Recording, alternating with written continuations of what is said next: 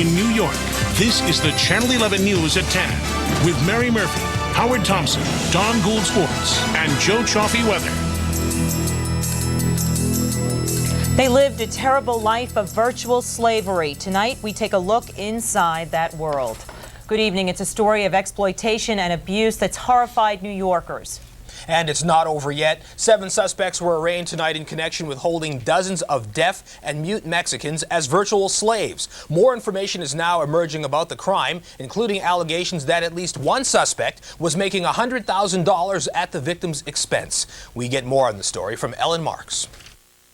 They were promised the good life. Instead, authorities say 57 Mexicans, most who can't hear or speak, were turned into virtual slaves by at least 7 heartless captors, who were also accused of sexually and physically abusing them. It appears as if these people were taken in Mexico, in some cases under circumstances that you would consider kidnapped. In others, it may be that they were persuaded that they could make money in the United States. After working an 18-hour day peddling trinkets like these at mainly subway stops and airports, the helpless Mexicans would return to 2 tiny apartments in Queens and turn their earnings over to the man they called boss, 37-year-old Alfredo Paoletti. At this location on 93rd Street, where 44 of the Mexicans were crammed in together, authorities recovered $30,000 in cash. It is a sad and it's a sorry tale, and it's one that I fear is going to require a fair degree of further investigation. I think all of us are troubled with the possibility that it might go beyond just the 2 safe houses that were raided. Federal charges of smuggling, harboring, and transporting aliens, plus conspiracy, have been brought against 4 of the suspects. The 3 others, who have been identified as deaf-mute illegal aliens, were arraigned tonight on state charges ranging from grand larceny to assault and coercion. Queens District Attorney Richard Brown says Alfredo Paoletti was probably the local enforcer working for an even more powerful boss, still on the loose. That individual is one who has been making frequent trips to Mexico, to various homes for the deaf, and has lured people to this country, bringing 2 or 3 at a time. There was a heavy police presence today outside the Westway Motor Inn on Astoria Boulevard, where many of the victims are being housed by the Red Cross. Back on the streets they used to call home, neighbors were left with a definite impression. Paul Kahn recalls a night about a month ago when one of the Mexican women was crying hysterically outside. I saw a couple of guys grab her and bring her back into there, but when I asked them what happened to her, they said, like, none of my business. Gustavo Coronel says he saw signs of physical abuse on another woman. One day I see the lady. The ace is black. Somebody punched for the lady. It was at this corner beauty parlor where some of the Mexicans would go regularly for haircuts and befriend its manager, Ada Castro. She said they walked around with backpacks filled with cash. And I said, how could you go out like that? You're not scared? And they say no. How did they communicate with you? I don't know. That was the most amazing thing that in here they say how I used to understand them. And I said, whenever you feel love for somebody, that's the feeling you get. City officials say they will not turn the victims over to federal immigration authorities until each person has been interviewed and their immigration status verified.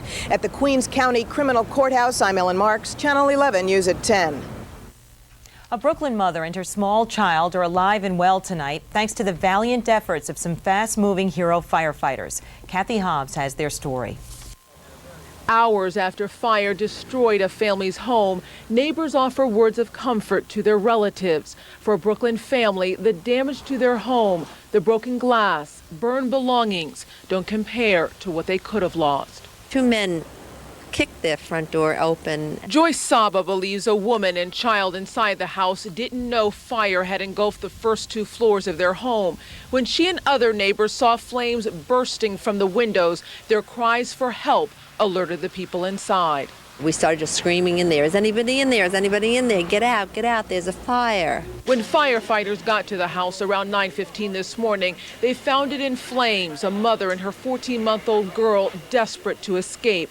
10-year veteran Steve Richards sprained his shoulder trying to save them. She was basically just hanging herself out the window, and she had the child by the arm and lowered her as far as she could lower her before she dropped her. And that's when you caught the child? Yes. Then he and another firefighter stretched their arms so the mother could jump to safety. In the 10 years that this was the most exhilarating experience that ever happened. I'm glad that it worked out well, though. When the fire happened, the woman's husband and 2 children were at church. When they got home, to their horror, their house was destroyed. They were relieved to know that their loved ones had been saved. Still shaken, the woman's husband and relatives didn't want to talk about the tragedy. Neighbors who watched the fire and the rescue are also thankful tonight. I would say they were extremely lucky because the fire was bad, really bad. It was going hard. While a family searches for what was saved, the cause of the fire remains under investigation. But thanks to the help of neighbors who alerted a mother to danger and rescuers who made it in time, a mother and child are safe tonight. In Dyker Heights, Brooklyn, Cathy Hobbs, Channel 11, News at 10. And one man is hospitalized and another in custody tonight after an early morning shooting at a Queens club. Details are sketchy, but police say the incident took place at 10516 Northern Boulevard in the Jackson Heights section of Queens. Police say a man was shot several times in the leg outside the club. Police arrested 19-year-old Wahim Cecilio in connection with the shooting, charging him with assault and criminal possession of a weapon. The victim was taken to Elmhurst Hospital, where he is in stable condition. So far, police do not have a motive for the shooting. More than 17,000 New Jersey utility customers are still without power after 2 violent thunderstorms swept through the area on Friday. GPU Energy reports the bulk of the problems in Hunterdon, Morris, Sussex, Warren, and Somerset counties. PSE&G, the state's largest utility company, says it still has about 100 customers without power in Somerset, Middlesex, and Union counties. About 200 crews work to repair downed power and transmission lines and damaged poles and transformers. Winds in excess of 55 miles per hour, heavy rain and lightning hit northern New Jersey in 2 separate storms. A wildfire in New Jersey has finally been contained, but several pockets continue to burn tonight. 4 fire units will monitor the fire overnight. An estimated 800 acres of Ocean County woodland have been destroyed. Yesterday, the fire forced the evacuation of 2,000 residents who live in the Holiday City, Berkeley, and Silver Ridge Park retirement communities. The cause of the fire is still being investigated, but 3 boys have been questioned. They were arrested at a fire command post and charged with trespassing. Manhattan Civil Court Judge Loren Duckman is reportedly likely to face more disciplinary action for an array of misconduct charges filed against him. The Daily News reports authorities presiding over a secret hearing have substantiated nearly all the charges against him. Duckman's the former Brooklyn criminal court judge whose decision to reduce bail in a domestic abuse case was blamed for the death of Galina Komar. Former judge and referee Matthew Jason found that Duckman willfully disregarded the law, improperly dismissed criminal charges, and treated prosecutors with contempt. The State Commission on Judicial Conduct is expected to make a decision in September. Hundreds of nurses at Long Island College Hospital in Brooklyn are preparing to go on strike this week, part of a continuing fight against pay cuts. Nurses voted to begin the strike on Wednesday after hospital officials cut starting nurses' pay from $50,000 to $45,000. Pay for nurses with 20 or more years of experience will also be cut.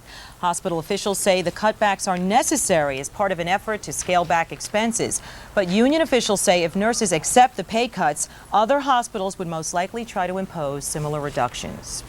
More than 500 people gathered at the Cathedral of St. John the Divine today to remember those who perished in the TWA Flight 800 disaster. Today's event is the last of a series of ceremonies commemorating the tragedy's 1-year anniversary. Family and friends of the 230 victims watched as a memorial plaque was placed beneath another legendary disaster. Charles Molineaux reports.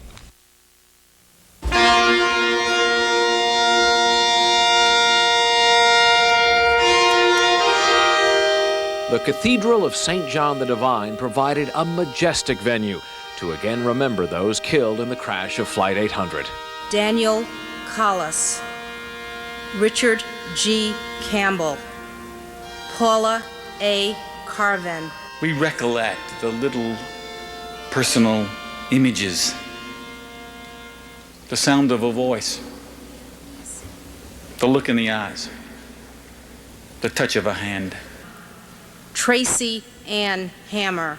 And in front of the victims' relatives, a permanent memorial to the dead was unveiled. All 230 names on a plaque right next to one dedicated to victims of the Titanic. Their names will be engraved here forever. Their lives will be in your hearts.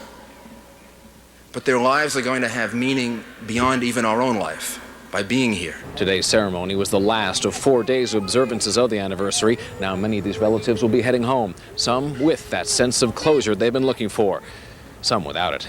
What happened on July 17th, 1996 could not have been an accident. The fact that the mid-air explosion and crash of Flight 800 is still a mystery continues to bring pain and anger. We're not seeing all the evidence. You know what I'm saying? But there's also a sense that everyone's had enough of that. Most people, I think, have said that while they'd like to have an answer, if one never comes, they'll be able to accept that also. We got through a critical point, which is getting through the 1-year anniversary. And I think a lot of people will go home and can really recognize that they've made it. Unlike the frantic days of 1 year ago, this weekend, many of these families actually had a chance to talk to each other. Many say they've now found in each other a source of strength that they'll keep turning to in the future. Charles Molineaux, Channel 11 News at 10. And much more ahead tonight on the Channel 11 News at 10. Was alleged serial killer Andrew Cunanan a guest at the Miami home of designer Gianni Versace last weekend, 2 days before Versace's murder? A woman claims to have the proof. Hurricane Danny continues to threaten parts of the Gulf Coast as the danger goes from powerful winds to flooding. In Chicago, investigators try to figure out what caused last night's deadly plane collision. And it was a colorful as revelers marched in the Dominican parade. But first, let's check in with Joe Cioffi at the weather map. Joseph. Well, Howard, another nice day, but some changes underway as we kick off the new week. For one thing, we have a weather front coming down from the north, and we also will be watching the moisture building up in the southern states thanks to the remnants of Hurricane Danny. But we still have another nice day left as we wake up tomorrow morning to readings in the nice cool 60s and even some 50s in the chilly spots. Stay tuned. A complete forecast coming up later on as Channel 11 News at 10 continues. We'll be right back. Yet more startling news about Andrew Cunanan. Police think the suspected multiple killer may have shaved his body hair and may be disguised as a woman to elude the authorities. Reported sightings of Cunanan have been coming in from all over the country. All this as Newsweek magazine is reporting a woman from Brazil says she saw Cunanan at a party at Gianni Versace's mansion 2 days before the designer was executed outside his front gate. The woman says she caught Cunanan on videotape. Brian Kabell has the latest developments. Did this nation's most infamous suspected serial killer, Andrew Cunanan, know famed fashion designer Gianni Versace before Versace's murder last Tuesday? According to Time magazine, the FBI now believes the two probably did meet in San Francisco some years ago. Newsweek is reporting that Cunanan may have been a guest at the Versace mansion a couple days before the murder. Investigators are checking. The nationwide manhunt for Cunanan continues to turn up sightings of him, but now officials say he could be dressing as a woman in an effort to avoid capture. At this stage of the game, I think he's pretty well frenzied. I don't see him as a composed, methodical serial killer. I think the man things are squeezing in on him enough right now where his day-to-day survival is going to be paramount. And of course, he's still extremely dangerous, even more so now. What has motivated Cunanan, who's now suspected in 5 murders? Some have speculated he may have learned he had contracted the AIDS virus. I don't have anything to verify that, but certainly that's one of many theories that could be applied to Mr. Cunanan if, in fact, he did contract AIDS and if, in fact, he was, revenge motivated. But we don't know that for sure. The mood in South Beach has quieted in recent days. Most of the media have gone home. But tourists continue to stop and gaze at the mansion where Versace lived and at the steps where he died. Some investigators believe that Cunanan may still be here in South Florida. That's based on the fact that he was last seen on foot here, and he has not yet been tied to any stolen vehicle. Brian Kabell, Miami Beach. And the FBI has set up a toll-free hotline number for callers with any information on Andrew Cunanan. The number is 1-888-324-9800. That's 1-888-324-9800. And that number is staffed around the clock. Meantime, at one exhibit hall in Chicago, the focus is not on the death of Gianni Versace, but rather on his contribution to the fashion world. Some of Versace's original designs have gone on exhibit at the Chicago Historical Society. Evening gowns, jewelry, and fashion illustrations are among the items on display.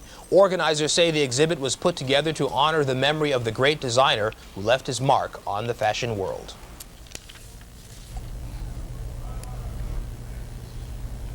After pummeling Alabama's coast with heavy rain and high winds, Hurricane Danny has been downgraded to a tropical storm.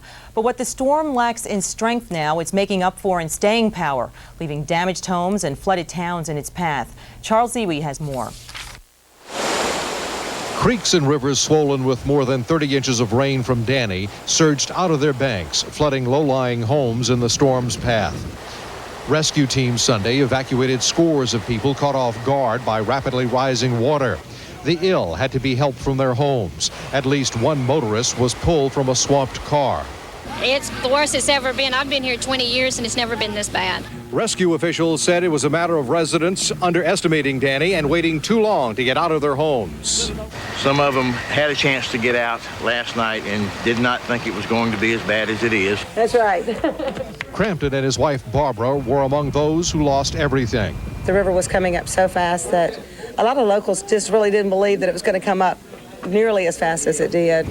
In Gulf Shores, officials said almost every building on the barrier island sustained some roof damage, most of it minor. Agricultural losses from the storm are expected to be massive. Corn and soybean fields were flattened, and hundreds of pecan trees fell. The Coast Guard says, meanwhile, an unmanned car ferry that broke loose during the height of the storm was found sitting in a marsh near Mobile Bay. One thing the storm did not disrupt this weekend was Natalie Nix and Jeff Britt's wedding. The couple was married as Danny raged outside. Natalie said about 2 weeks ago that we just had everything perfect, that that she couldn't imagine anything going wrong except possibly a hurricane. Danny surprised a lot of people and some beasts. Charles Zewe, Mobile, Alabama. The skies have been anything but friendly for two commercial jets that had to make emergency landings. Last night, an American Airlines jet heading to Los Angeles from Miami landed in Tampa after reports of a mysterious odor. That flight was delayed before continuing on. Then today, a United Airlines jet heading towards Hawaii returned to Los Angeles after an engine lost power. That plane's 430 passengers were rerouted to other flights. No one was injured in either incident. Mary. A seventh victim has been pulled from the water after that two-plane collision over Lake Michigan. Divers recovered the body this morning just off Chicago's south side. 5 women and 2 men have now been confirmed dead in the crash. Their identities have not been released. Meantime, federal investigators are trying to figure out why the 2 small planes flew into the path of each other. They're hoping to reassemble the planes to determine who is at fault.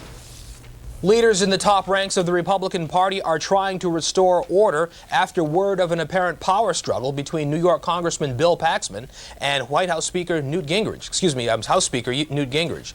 Representative Paxton, who was implicated in an apparent plan to oust Gingrich, has resigned his post as chairman of the House leadership. Paxton denies being a part of the struggle and says he wished he had done things differently.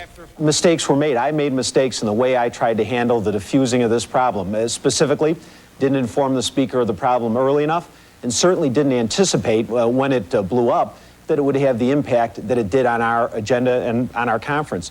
The fact of the matter is that I accept responsibility, personal responsibility, for the way I mishandled this matter, and I resigned. Paxton said he resigned because he felt Speaker Gingrich had lost trust in him. Many consider Bill Paxton's resignation a setback for the man who was considered a rising GOP star, along with his wife, outgoing Congresswoman Susan Molineaux. Louise Quivavoni has more on the Washington power couple in decline.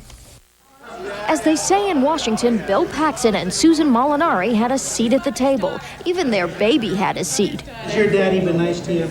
A year later, dusting himself off from a failed GOP coup, the Speaker of the House decided little Susan Ruby's daddy hadn't been nice to him, leaving Paxton on the outside of the Speaker's inner circle. I think you owe it to your boss to resign, and I offered my resignation. It was accepted. Susan Molineaux and Bill Paxton, the congressional power couple whose romance was big news. She said yes, and Here we are. Whose wedding was bigger news and whose baby upstaged the leadership team are now on the outside looking in. Right now, they don't have the power to help anyone, so why bother with having them out to your party? They're not A-list anymore. Once a rising Republican star chosen to address the 96 Republican convention, Molineaux is leaving her congressional seat for a TV anchor chair. Paxton, meanwhile, is alternately decried or praised as having given aid and comfort to enemies of the speaker, a speaker who had picked him out of the pack as an heir apparent. The photogenic Molineaux brought her own luster. They become a hot commodity, and people in Washington, particularly at the social level, like to know people who know what's going on. Experienced Washington watchers agree that Paxton's had a setback. No one is sure how long it will last or if he'll be better off for it. There can be some awkwardness. Does he get invited to certain things or not? I mean, I think nobody knows whether he's the next speaker or the next chump, frankly. Don't count them out. I mean, they're still potential Bill and Hillary for the Republican Party. The moral of the story? Observers offer several, but here are a few choice ones. If you go after a king, be sure to finish the job. Power is fleeting, but even Richard Nixon came back. Louise, Quivavoni, Capitol Hill.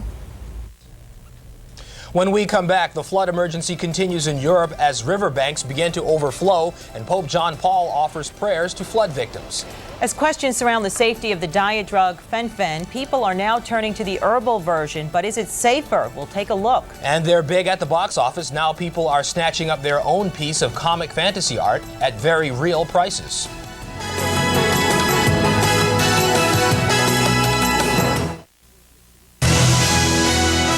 This portion of the news brought to you by the 97 Mitsubishi Montero Sport, the smooth-riding sport utility vehicle built for living. Flooding continued in parts of Central Europe today, with Austria and Poland among the hardest hit. In Austria, the wet weather forced many to evacuate their homes, while continued rain in Poland brought the death toll there to 50. That story tops tonight's Worldview. A state of emergency has been called in parts of Poland. Pope John Paul II sent a message to his fellow countrymen today, praising the efforts of rescue workers. Many have been working around the clock, using sandbags to contain rivers that have burst their banks. Just 2 weeks ago, thousands of Poles lost everything in some of the worst flooding in centuries.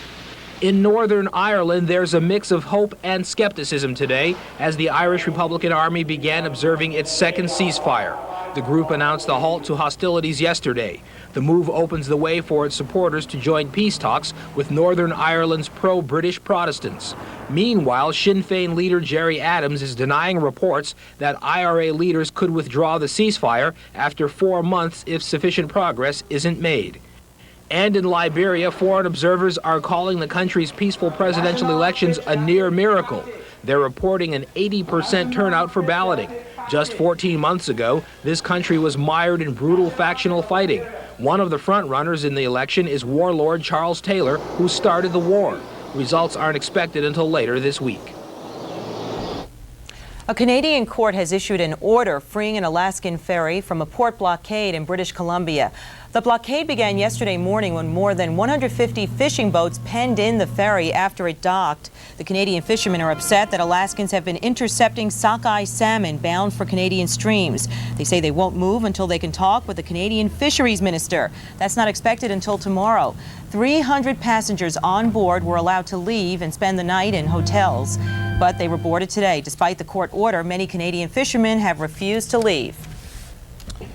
And coming up next, it seemed like a sweet deal at the time, but why are critics calling foul on Nestle's latest marketing ploy? At 67 years old, she's still everybody's favorite animated sex symbol. We'll take you to the annual Betty Boop Festival. And nothing seems to stop those men in black as their box office returns continue to be out of this world. You want to stay away from that guy. He's